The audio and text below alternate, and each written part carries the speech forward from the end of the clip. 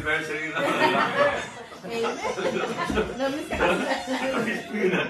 Okay. My sisters and brothers, our reading for tonight is taken from the first letter of St. Paul to the Corinthians, chapter 1, 10 to 13 and 17. I urge you, brothers and sisters, in the name of the Lord Jesus Christ, that all of you agree in what you say, and that there be no divisions among you, but that you will be united in the same mind and in the same purpose. For it has been reported to me about you, my brothers and sisters, by Chloe's people, that there are rivalries among you. I mean that each of you is saying, I belong to Paul, or I belong to Apollos, or I belong to Cephas, or I belong to Christ. Is Christ divided? Was Paul crucified for you? Or were you baptized in the name of Paul? For Christ did not send me to baptize, but to preach the gospel, and not with the wisdom of human eloquence, so that the cross of Christ might not be empty of its meaning. So, brothers and sisters, this reading is about division and unity. And this is the good news of our salvation. Let's all pray to Lord. Malapit tayo, malakas. Amen, amen, amen. Malakpakan natin siya ng malakas. Amen. Alright. At bago kayo mag-feel po, okay ka lang, Sister Tina. Meron akong pagtatapat sa inyo. Ito na naman ako. Tatapat na naman. Kasi naman, ilang buwan na, isang taon na, dalawang taon. Okay, ano talagang sabik na makabalik dito. Kaya ako, mula sa aking puso, ako'y nagagalak na makasama kayo. At kayo naman, sisters and brothers, natutuwa pa kayo at makasama niyo uli ako. Amen! Alright, kami talaga ang Panginoon. Sama-sama, ako'y nagagalak.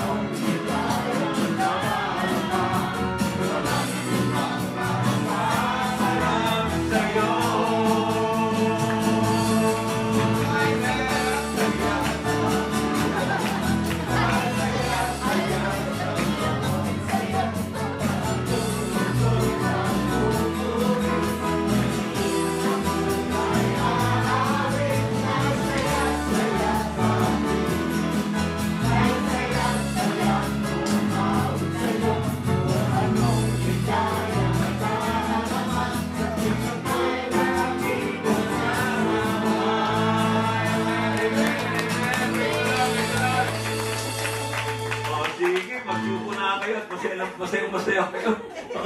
Nandun lang si Francis.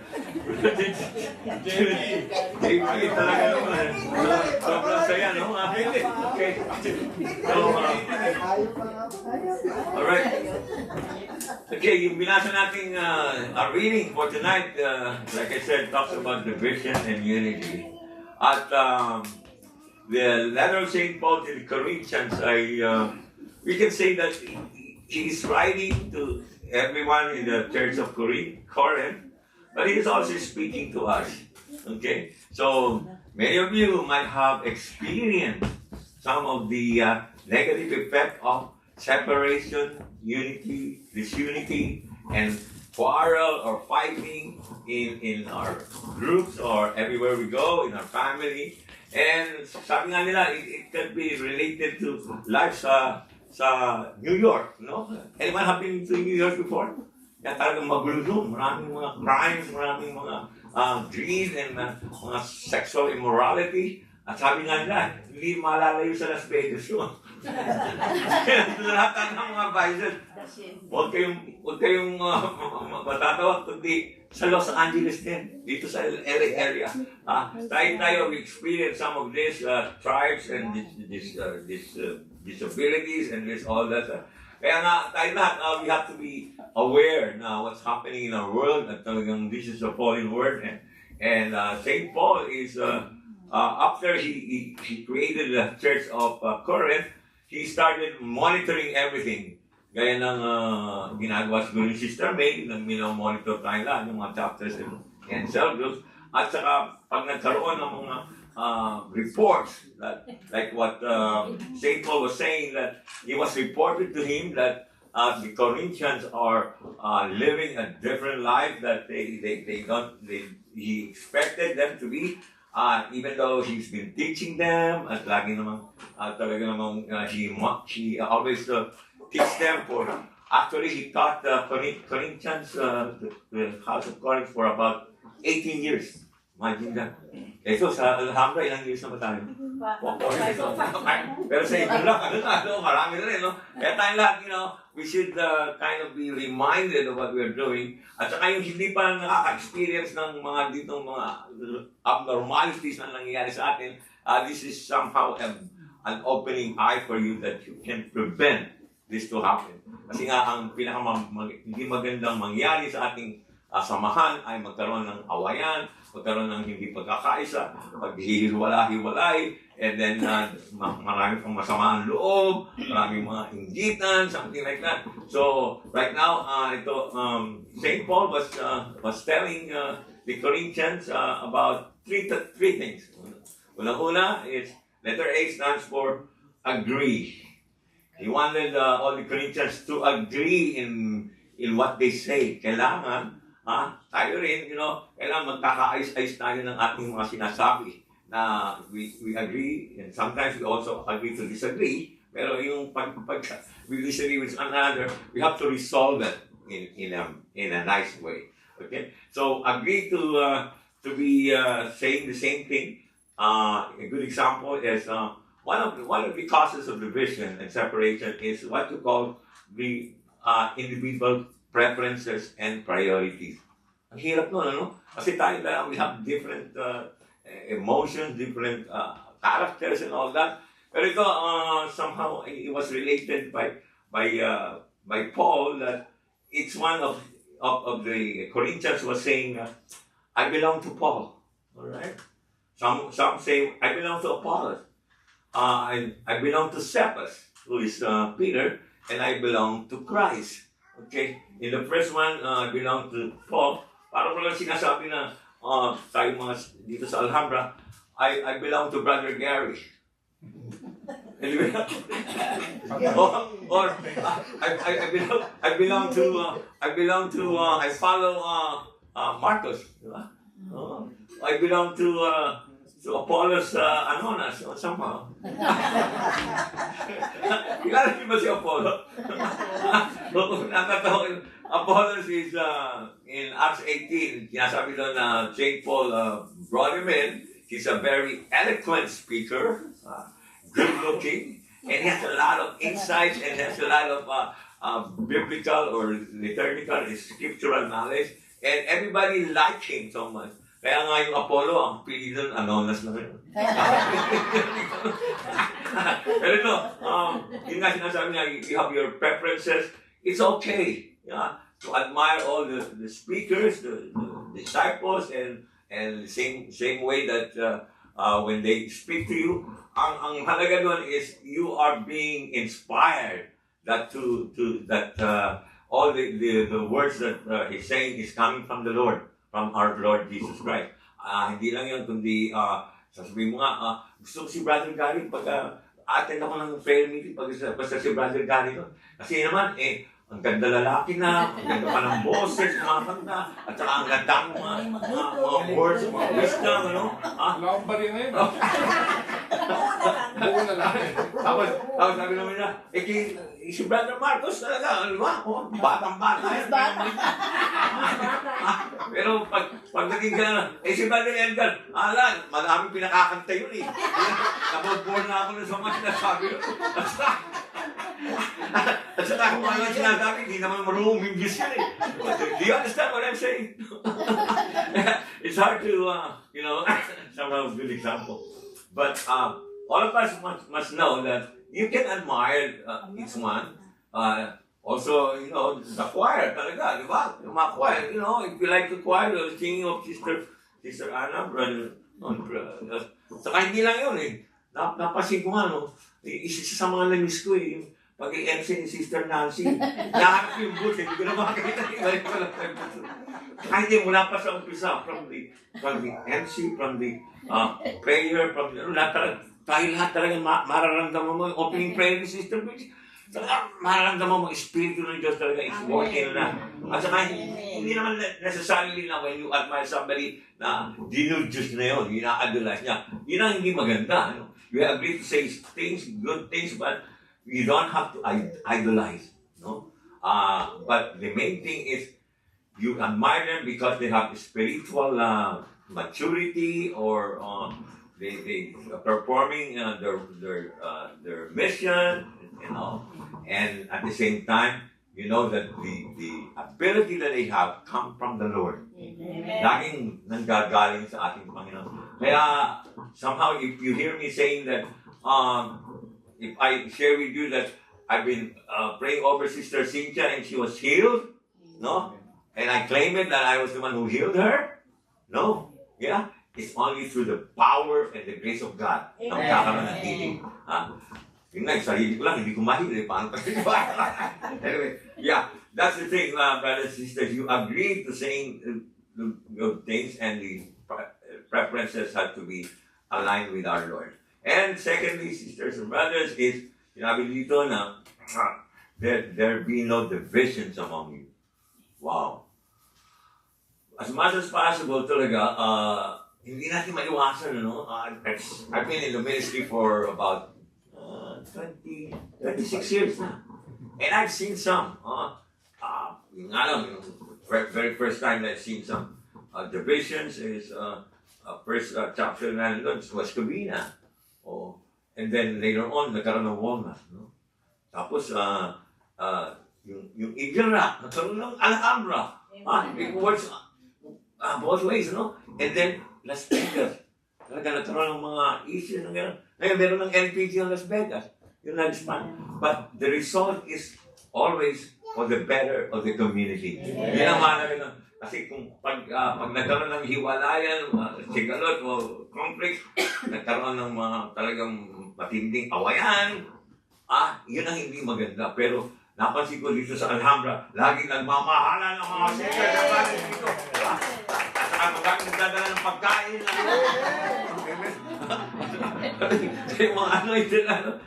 Okay, so let there be no division. And the last thing, the last thing is, sabi nito na, for me that be united in the same mind and the same purpose. Pero ang pagkakaisa natin ay talaga para dakilain ng ating Panginoon upang gawin natin ang hinihiling niya para sa atin upang tayo magkamit ng kanyang mga pagpapala sa atin. Amen. So if you say that I belong to Paul, I belong to Cephas, but you have to say, I belong to Christ. Amen. And there are some rhetorical questions na tanong doon na, was Paul crucified for you? Si Paul ba ang pinako sa krus para sa inyo? No? Sabi pa dito, were you baptized by Paul? But ito, for Christ, was the one who baptized us. So when you were baptized in the name of the Father and the Son, our Lord Jesus Christ, and the Holy Spirit. And he even said, Christ did not send me to baptize, but to preach the gospel. Yun ang mission ni Paul. Yun not just necessarily to baptize, but to preach the gospel upang ihayag ang kabutihan ng ating Panginoon sa pamamagitan ng kanyang mga salita, and not with the wisdom of human eloquence, but so that the cross of Christ might not be emptied in its meaning. Ibig sabihin lang doon, brothers and sisters, na ang itaas mo ang ating Panginoong Jesus. Huwag mo itataas ang iyong sarili sapagkat ikaw ay galing sa Kanya, and also the same way that everything that you have come from Him. At siya lang lamang makakagawa lahat ng mga himala, ng mga pangyayari sa iyong buhay. Amen? At something that was also mentioned, that one of the sources of division in a group, in a community, is what you call the amnesia. Meron ba sa inyo na may amnesia dito? Ako na-amnesia na ata ako. No? Alzheimer. Ang ibig sabihin lang ng brothers and sisters, you have to always be, wala tayong amnesia ng the Word of God, no? At about the Bible. Kasi whatever you do, there's something in the Bible that tells you exactly what's the right thing to do. Kaya kung nakakaisip ka na magmalitas dyan, na makakasira sa iyong kapwa, o kaya may ginawa kang ayos, look at the gospel. Remember what Jesus had taught us, and especially when He said, love one another as I have loved you. And not only that, but always remember to do the will of God. The will of God tonight is to be us all together. Kasi sige na masakit ang paano, Sister Tina, Sister Cynthia. Hindi pa may masakit. Si Bonsai, makaka-opera pa yan.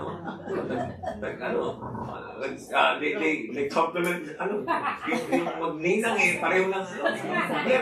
Talagang nakikisama. And all of us here, brothers and sisters, we do a lot of sacrifice for the Lord. And always remember what the Lord was saying to us, and always keep in mind that what the Bible tells about what we are, and so that what Jesus had done for all of us will not be put in vain, will not be wasted. Alam ko lahat tayo, marami tayong ginagawa para sa ating community, but maintain that attitude always. Keep that humility. Pinakita ni Brother Lino, sa trabaho niya, you just keep calm, and all of us are encouraged to agree with one another, to be united, and at the same time, ito rin ang last thing that I wanna share with you is always be hot. Lagi ko na I heard this from Brother Mike. Always be humble. Natin itaas ang ating sarili na tayong pinakamagaling mag-preach. Nasabi ko ba yun? Never will I think, kasi, if I say that, para bang, ako nang tinataas ko na yung sarili ko, no? But our mission, Brother Gary, Brother Marcos, Brother whoever is preaching the Word of God, is to lift up our Lord. Taas siya. Gather everyone to point everything to our Lord Jesus Christ. Siya lang. He's the source of our salvation. He's the only one that can do mighty things for us. Kaya, as long as you are humble, and the letter O is obedient. We always be obedient, follow the commandments of God, and lastly is the letter T, which is, say to the one next to you, I thank you, sister. I thank you, brother. Nakasama kita muli ngayong gabi ito. At tayo nakapakinig ng banal na salita ng ating Panginoon. And not only thank Him, but we also have to be teachable. Kailangan natin, we have to be open our minds to the teachings of the Lord. And accept if you have made a mistake, may nagkamali ka, may nagsabi sa'yo, mali itong ginawa mo, huwag ka na magreklamo agad. Hindi, mangingi ka ng tawad or magpatawad ka.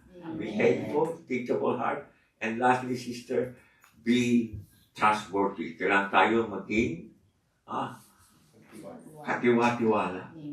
Kaya tayo pinagkatiwala ng ating Panginoon sa ating mga ginagawa. That's because He trusted us, because of the trust that we have for the Lord, that He knows everything, that He is the God who will never leave us nor forsake us till the end of time. Kaya tayong brothers and sisters, hilingin natin sa ating Panginoon na pag-isahin tayo. Amen. Pag-isahin tayo lahat. Lagi tayong magkaisa lahat ng ating ginagawa.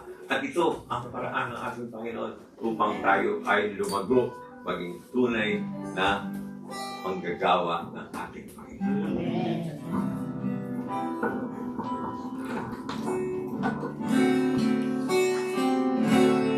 Nagsusumaw at mapakumbaba. O Diyos, kami patawarin sa aming sala, sapagkat mamamahali, sapagkat kampi-kampi, sa kawalan ng pag-ibig sa isa't isa. Nagsusumaw, nagpapakumbaba. O Diyos, kami pagkakawain sa aming sala, sapagkat mamamahali, sapagkat kampi-kampi, sa kawalan ng pag-ibig sa isa't isa.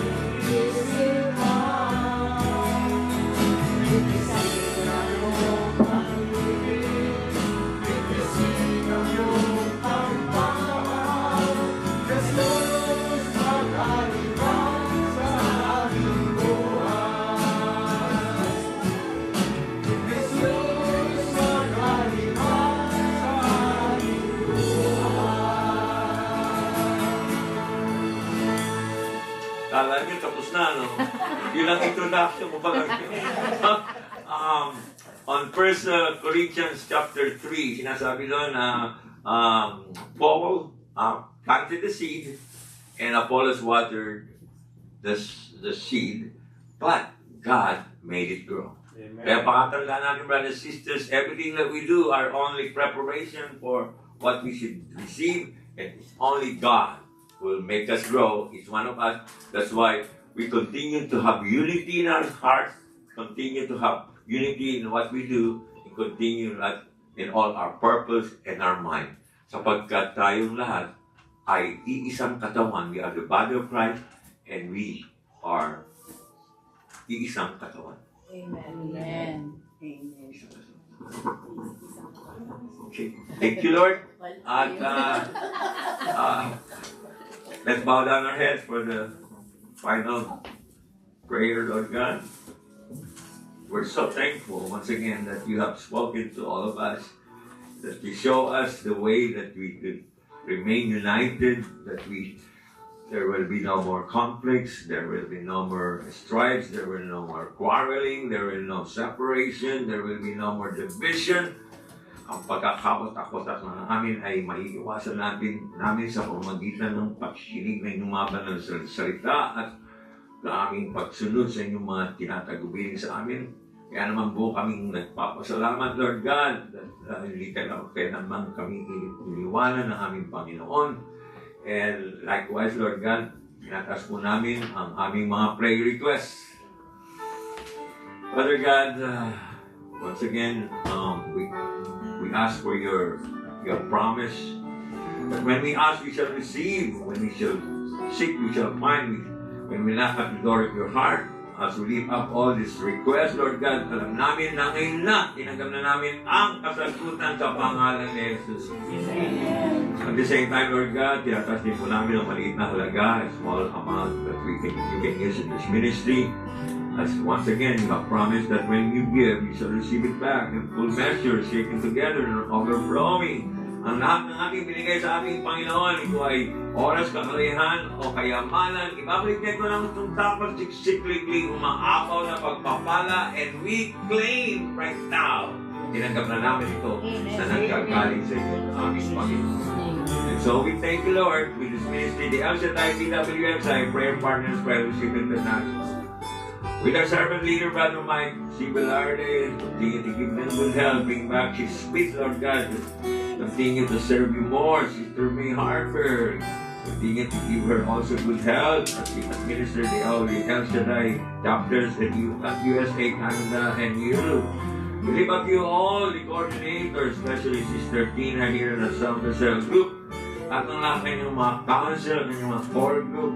And we lift up you all, the disciples, preachers, Brother Gary, Brother Marcus, at saka lahat ng mga nagpapay ng mabuting balita, Lord God. Continue to anoint them and become a good example in this community. We lift up to you all the choirs, especially the Alhambra Cell Group Choir, pinamumunan ni Brother Lino, Sister Ana, sa lahat ng mga umaawit, tumutugtog kasama si Brother JP, at ng Brother Francis, lahat ng mga kumakanta rito na umaawit, Brother Ray. Alam namin na ang aming awit sa inyo ay dumating sa inyong trono at ito'y babalik sa amin lahat ng pagpapala and answer prayer, Lord God. Salamat, Panginoon. At lahat ng ito'y para sa inyong kakadakila, ikapupuli in Jesus' mighty name. Amen. And all thank the Lord.